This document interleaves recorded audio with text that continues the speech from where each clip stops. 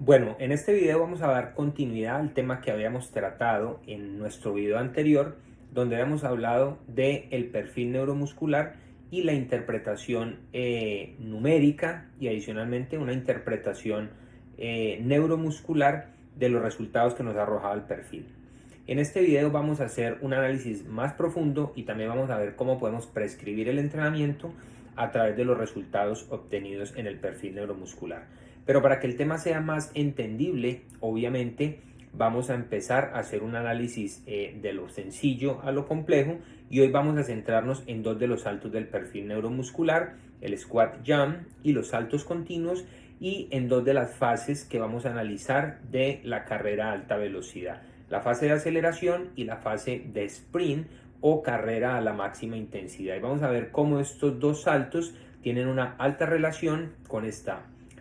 acción deportiva y cómo nosotros podemos, a través de los resultados, obviamente poder prescribir un entrenamiento de la fuerza. Entonces vamos a ver este análisis en este video. Vamos a empezar haciendo un análisis de la cinética o las fuerzas que se aplican durante una fase de aceleración, como vemos en este video, una salida estática que si bien es específica de los deportes de tiempo y marca, como puede ser el atletismo, saliendo de un taco o un partidor, también tiene una alta relación con los gestos de aceleración en los deportes de características acíclicas, como cualquiera de los que nosotros conocemos, el fútbol, el baloncesto, el voleibol, ya que el deportista tiene necesidad de acelerar. Entonces vemos en este video cómo hay dos fuerzas muy importantes, dos fuerzas de reacción terrestre, que es la fuerza vertical y la fuerza horizontal. Eso es importante entenderlo porque cuando nosotros evaluamos a través del salto vertical, como el nombre lo indica, evidentemente estamos haciendo una evaluación en el plano vertical. Pero lo que vamos a ver en este video es cómo los resultados de un salto bien ejecutado van a tener una gran relación con la fase de velocidad y la fase de aceleración. En este caso vamos a mostrar cómo los valores en altura en los saltos verticales nos van a mostrar si el deportista tiene una buena capacidad de aceleración o si el deportista necesita mejorar a través de nuestro sistema de entrenamiento de fuerza, que también vamos a ver cómo poderlo mejorar a través de diferentes ejercicios. Lo que estamos viendo en este momento es un análisis de la cinética y la cinemática de un sprint en 50 metros con un jugador de fútbol americano, donde estamos a través de un encoder horizontal evaluando cómo son las producciones de fuerza, potencia, velocidad y aceleración en una acción lineal como es un desplazamiento de carrera. Lo más importante que quiero resaltar es cuando nosotros analizamos esta curva que vemos en esta presentación, vemos cómo obviamente en el inicio de una carrera todos nosotros sabemos que primero hay un desarrollo rápido o un incremento rápido de la velocidad conocido como aceleración, y que al final se alcanza la máxima velocidad, también conocida como top speed.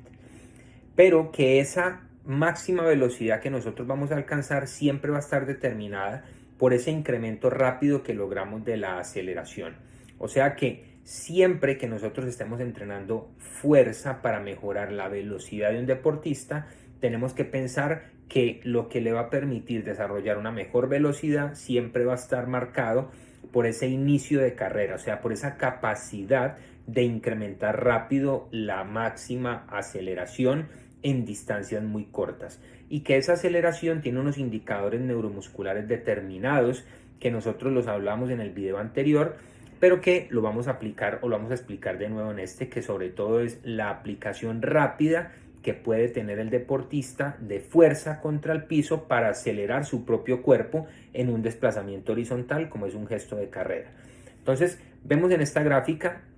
que este atleta tiene una aceleración y tiene una máxima velocidad, y que la velocidad máxima es de 8.5, que podríamos decir que dentro de los valores buenos de velocidad en deportes que no son específicamente atletismo, velocidades por encima de 8.5 metros segundos son unos indicadores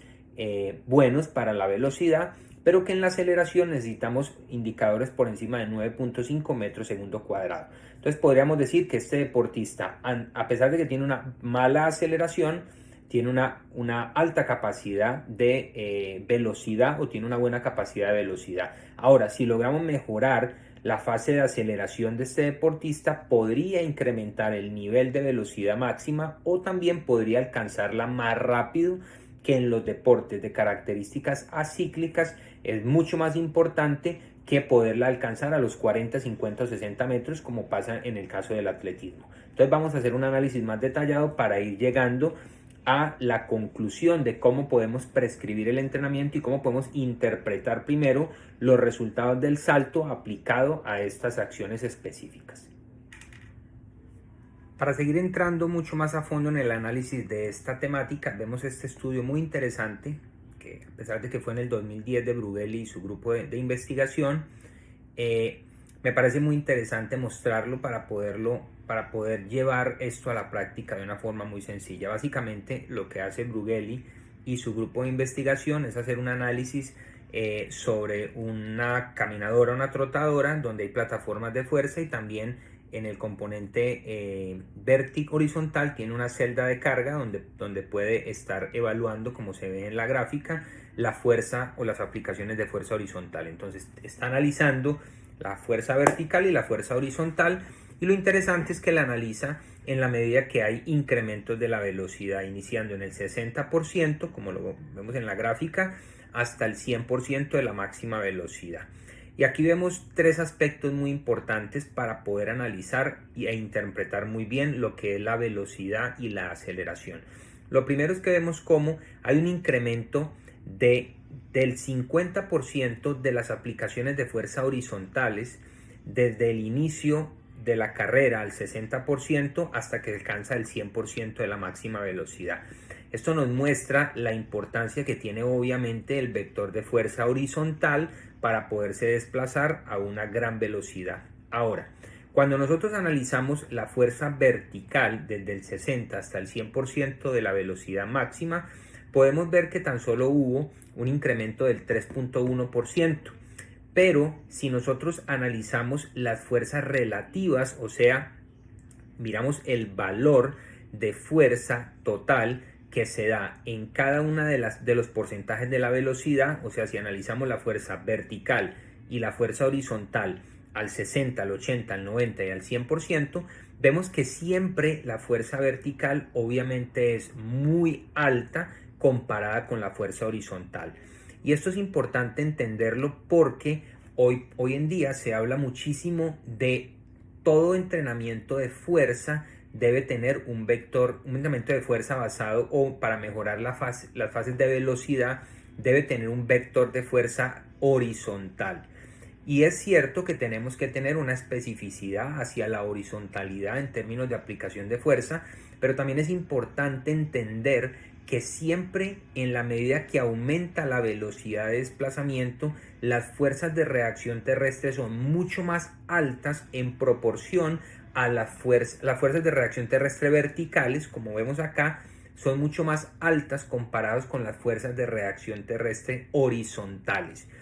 Y esto lo vemos también con el tiempo de contacto. Como vemos aquí en la cuarta línea, vemos como el tiempo de contacto va disminuyendo en la medida en que aumenta la velocidad de desplazamiento de cada uno de estos deportistas evaluados, y que coincide con una mayor aplicación de fuerza, obviamente vertical y horizontal, pero que en mayor proporción o la magnitud es mucho más alta a nivel vertical.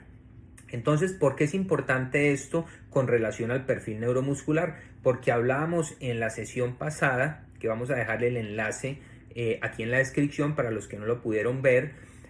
En el desplazamiento a la máxima velocidad hay dos componentes de fuerza muy importantes, las fuerzas de frenado y las fuerzas de impulso, y que hay uno de los test del perfil neuromuscular que son los saltos continuos, que nos determinan o nos muestran cómo está esa relación entre fuerza de frenado y fuerza de empuje, que es muy específica de los gestos o las acciones de sprint a alta intensidad o a la máxima velocidad. Entonces vamos a ver enseguida cómo nosotros podemos llevar esto más fácil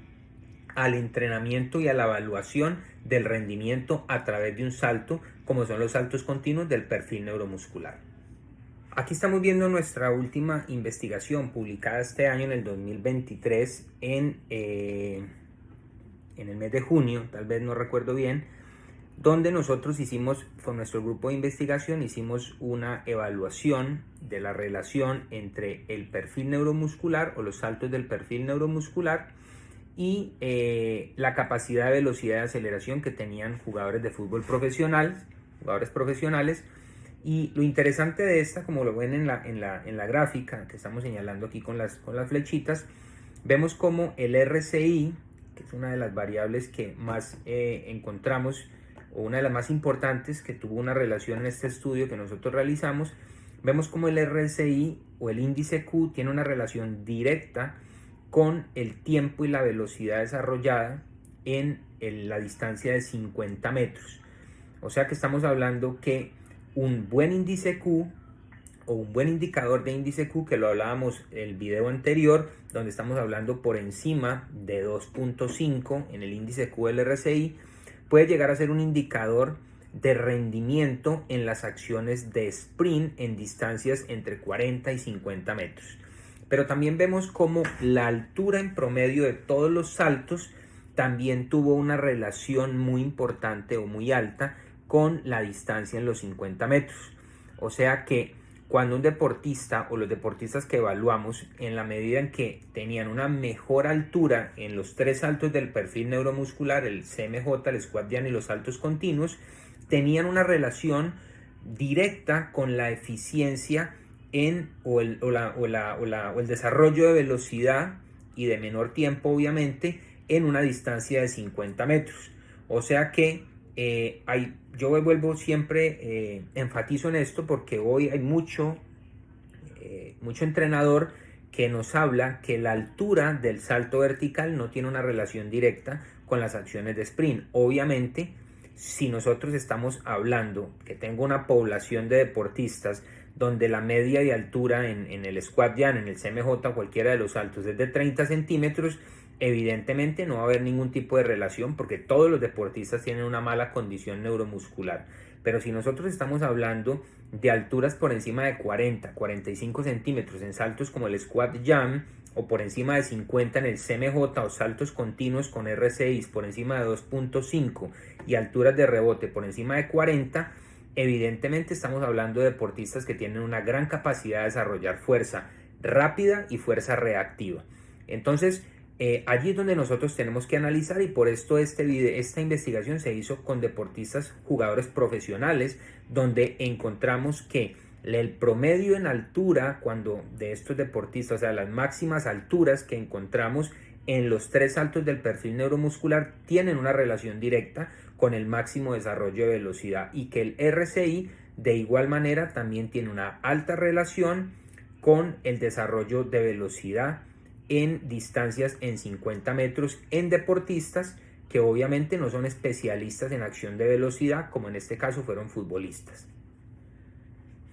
Y en este último estudio que está por publicarse, obviamente queremos sustentar esto que estamos hablando, donde nosotros evaluamos alrededor de 200 jugadores de fútbol de categoría sub-20, o sea, ya próximos a llegar en este caso al fútbol profesional. Esto fue con jugadores de Ecuador, jugadores de Panamá y jugadores de Brasil, y Colombia, donde nosotros encontramos, aquí estamos analizando sobre todo la relación del RSI con el sprint. Fue la misma que mostré en el estudio anterior, pero en este lo que quiero mostrar es la relación que hubo con el squat jump y el tiempo y la velocidad generada en los primeros 20 metros, o sea, fase de aceleración. Como podemos ver acá en la gráfica, tenemos una relación de 0.8, donde nosotros en el coeficiente de relación estamos viendo cómo la altura generada en el squat jump tuvo una alta relación, o tiene una correlación con la velocidad generada, o la aceleración en este caso, en los primeros 20 metros. Pero miren que también estamos señalando la altura promedio que se generó con los deportistas que estábamos evaluando, y vemos que tenemos valores mínimos de 35 centímetros, donde lo que hablaba en el video anterior, obviamente el squat jump va a tener una mejor relación con la fase de aceleración en la medida que el resultado está por encima de 35 o 40 centímetros.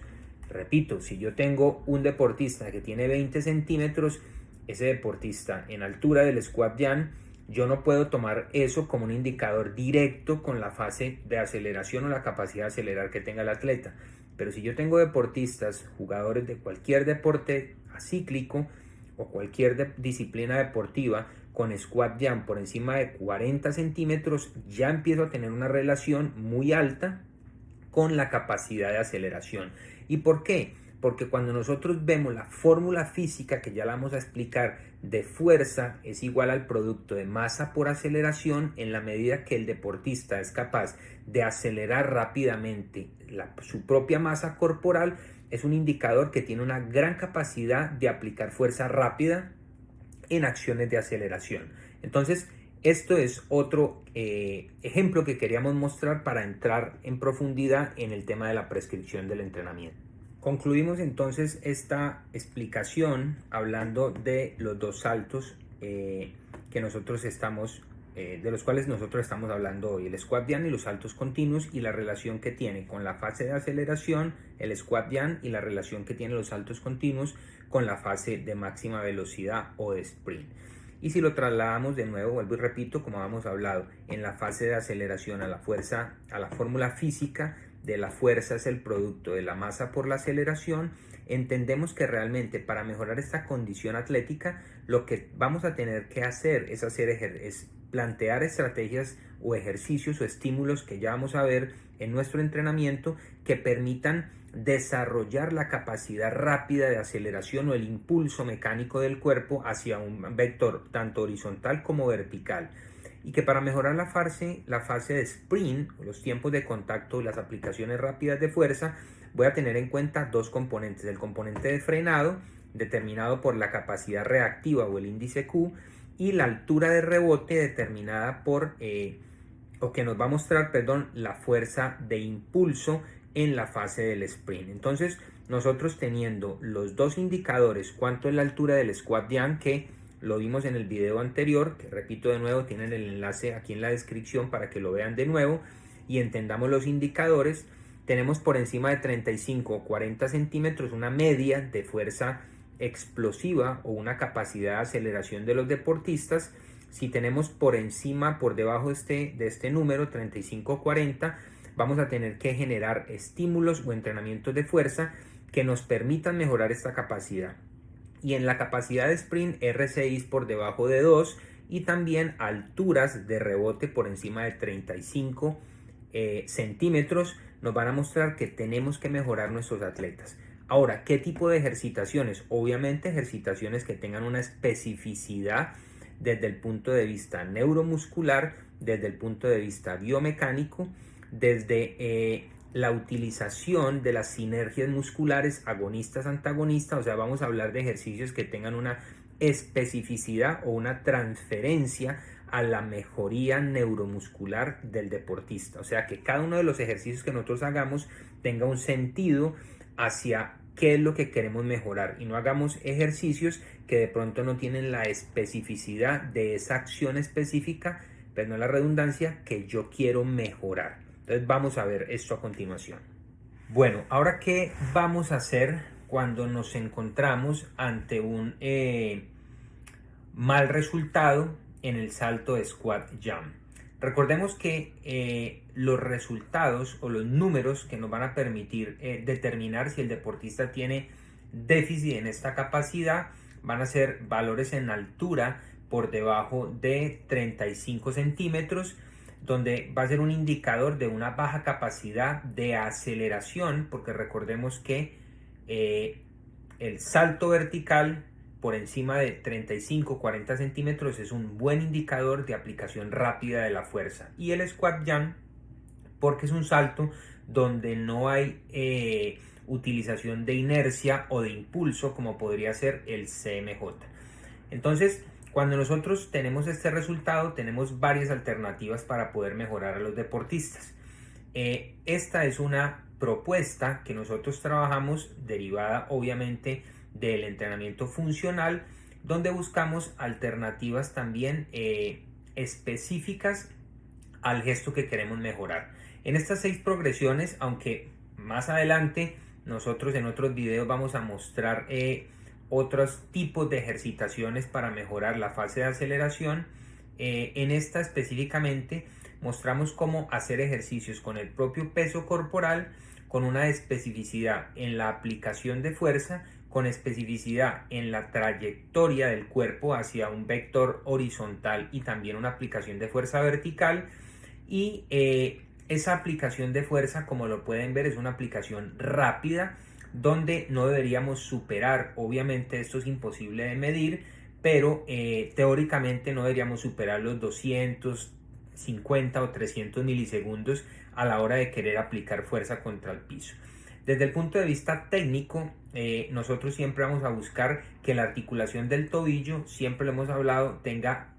rigidez, o sea que el talón no toque el suelo al momento de aplicar la fuerza, ya que esto va a permitir que la fuerza se transmita mucho más rápido del cuerpo hacia el piso y por efecto de reacción también la misma fuerza de reacción terrestre nos permita salir rápido hacia adelante. Entonces aquí vemos la utilización del propio peso corporal, la utilización de mancuernas, la utilización del salto vertical, que en otro video también hablaremos obviamente de todas las ventajas que tiene la utilización del salto vertical, no solo para evaluar sino para entrenar. Y en el último video vemos cómo también nos vemos beneficiados del drop jump, en este caso es un depth jump, como ustedes pueden ver en el video sexto. El deportista, en este caso estoy haciendo yo el video, se debe sostener alrededor de 1 segundo en el piso y después proyectarse hacia el banco. Esa desaceleración brusca lo que busca es eliminar la energía elástica almacenada y tener que hacer mucha fuerza para arrancar en el siguiente paso. Y como el objetivo de esta progresión es mejorar el primer paso de contacto, el primer paso de aceleración, por esto lo hacemos de esta manera. Si quisiéramos mejorar la capacidad reactiva, que es lo que vamos a explicar en el último video, el tiempo de contacto debería ser muy corto. Pero en esta ocasión el tiempo de contacto se va a sostener 1 segundo o 2 segundos para eliminar, vuelvo y repito, la energía elástica en la amortiguación y poder utilizar toda la carga de impacto que generamos en el aterrizaje para poder despegar rápidamente hacia el banco. Entonces, vuelvo y repito, alternativas que estamos mostrando acá para mejorar el primer paso de aceleración y obviamente esto determinado por el valor que nos arrojó el squat jump en el perfil neuromuscular. Esto no quiere decir que yo no que si tengo un buen resultado en el squat jump por encima de 35 o 40, no tenga que entrenar la capacidad de aceleración. Obviamente, estos ejercicios también van a ser alternativas para entrenar al deportista desde el punto de vista, vuelvo y repito, de la funcionalidad y ejercicios con un alto componente coordinativo. Aquí lo vemos ya mucho más claro en un entrenamiento real, donde estamos aplicando algunos ejercicios similares a los que vimos ahora, pero con el mismo principio. Vemos cómo hay ejercicios para la rigidez del tobillo, como el ejercicio donde el deportista está empujando contra un cojín en la pared, con el tobillo en plantiflexión, o sea, buscando rigidez a nivel de la articulación del tobillo. Y vemos todas las alternativas de empuje horizontal. También vemos cómo en el momento del desplazamiento, aquí en los videos de carrera, la capacidad que va adquiriendo el deportista para poder proyectarse hacia adelante, manteniendo una buena aplicación de fuerza y una buena rigidez a nivel articular, sobre todo en el tobillo, para que los tiempos de aplicación sean cortos, pero también puedas tener una gran aplicación de fuerza en cada contacto contra el piso. Este es un ejemplo de una aplicación de este tipo de ejercicios en una unidad de entrenamiento. Y por último, vemos en estos videos alternativas para el entrenamiento de la capacidad reactiva. Vemos 3 ejemplos claros donde quiero diferenciar qué se busca cuando hacemos entrenamiento de tipo reactivo, como en el video 1, donde el atleta busca contactos rápidos contra el piso. Lo que queremos mejorar en este caso es la capacidad reactiva, y si analizáramos las variables del perfil neuromuscular, estaríamos buscando mejorar el RSI o el índice Q. Entonces, cuando nosotros vemos un Q por debajo de 2 o 2.5 o 2, en términos generales, nosotros debemos empezar a pensar que nuestro deportista tiene que mejorar esa capacidad reactiva, y los ejercicios que vamos a hacer necesariamente van a tener que tener tiempos cortos de contacto contra el piso o ejercicios de tipo reactivo, como en el caso 1. Obviamente en el video número 2 ya estamos hablando de un deportista que tiene una buena adaptación neuromuscular, y voy a tener también trabajo de tipo pliométrico sobre diferentes alturas. Es tema de otro video que vamos a tratar después, cómo prescribir pliometría,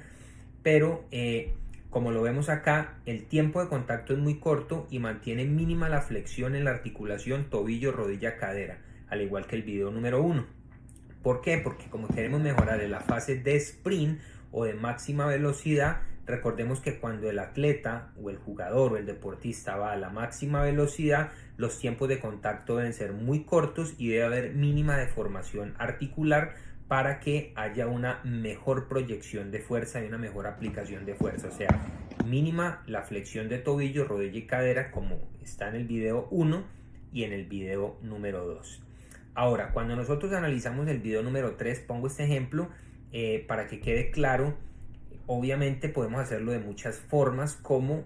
por ejemplo hacer saltos en vallas y retener un poco la amortiguación, frenar el movimiento 1 o 2 segundos y después volver a saltar. En este caso, cuando yo me demoro un poco en el contacto con el piso y vuelvo a generar un gran impulso, es cuando quiero mejorar la segunda variable de los saltos continuos, y es la altura de rebote. Alturas de rebote por debajo de 35 centímetros me está indicando que el impulso mecánico